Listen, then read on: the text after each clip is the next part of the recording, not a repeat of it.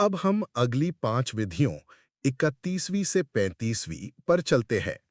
इन साधनाओं में गहराई थोड़ी और बढ़ जाती है। यहाँ साधक केवल ध्यान करने वाला नहीं रहता, बल्कि ध्यान का स्वयं अनुभव बन जाता है। 31वीं विधि, भीतर उठती ऊर्जा की तरंगों को देखना। शिव कहते हैं, जब शरीर में कोई संवेदना उठे, जैसे आनंद, गर्मी, सिहरन या हलचल, तो उससे भागो मत, उसे पूरा महसूस करो, उसका अनुसरण करो और देखो कि ये कहाँ ले जाती है। आध्यात्मिक दृष्टि, ऊर्जा की हर तरंग शून्य से उठती है और शून्य में ही लौट जाती है। जब साधक उसका पूर्ण साक्षी बनता है, तो उसे अनुभव होता है कि ऊर्जा स्वयं उसका स्वरूप है। मनोवैज्ञानिक दृष्टि, आज की भाषा में ये सोमैटिक अवेयरनेस है। शरीर के सेंसेशन को देखना ट्रॉमा हीलिंग थेरेपीज में एक गहरा साधन है। शरीर में फंसे तनाव या भावनाएं धीरे धीरे पिघल जाती हैं और व्यक्ति मुक्त होता है। 32वीं विधि, भीतर की धड़कन पर ध्यान लगाना। शिव कहते हैं, अपने हृदय की धड़कन पर ध्यान लगाओ। धड़कन में जो निरंतरता है, उस पर टिक जाओ। धीरे धीरे तुम धड़कन के पार मौन को सुन पाओगे। आध्यात्मिक दृष्टि, हृदय यहाँ केवल शारीरिक हृदय नहीं, बल्कि हृदयाकाश है, जहाँ आत्मा का अनुभव होता है। जब साधक धड़कन के परे जाता है, तो उसे दिव्य नाद सुनाई देता है। मनोवैज्ञानिक दृष्टि, न्यूरोसाइंस कहती है कि हार्टबीट अवेयरनेस से इंटेरोसेप्शन यानी भीतर की संवेदनाओं को महसूस करने की क्षमता बढ़ती है।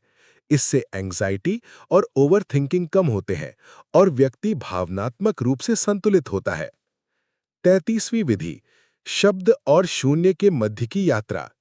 शिव कहते हैं, जब कोई शब्द कान में पड़े, जैसे पक्षी की आवाज, घंटी, हवा या किसी का बोलना, तो उसे केवल ध्वनि के रूप में सुनो। शब्द का अर्थ मत पकड़ो, केवल उसकी ध्वनि को सुनते सुनते शून्य तक पहुंच जाओ। आध्यात्मिक दृष्टि, ये नाद योग का प्रवेश द्वार है। ध्वनि के परे मौन है और वही मौन शाश्वत आत्मा है। मनोवैज्ञानिक दृष्टि, मनुष्य सामान्यतः शब्द सुनकर तुरंत उसका मीनिंग मेकिंग करता है। ये विधि उस कंडीशनिंग को तोड़ती है। जब हम सुनते हैं लेकिन अर्थ से चिपकते नहीं हैं, तो माइंड रिलैक्स होता है और अवेयरनेस शार्पन होती है। 34वीं विधि, शरीर के भीतर उठते आनंद को पकड़ना।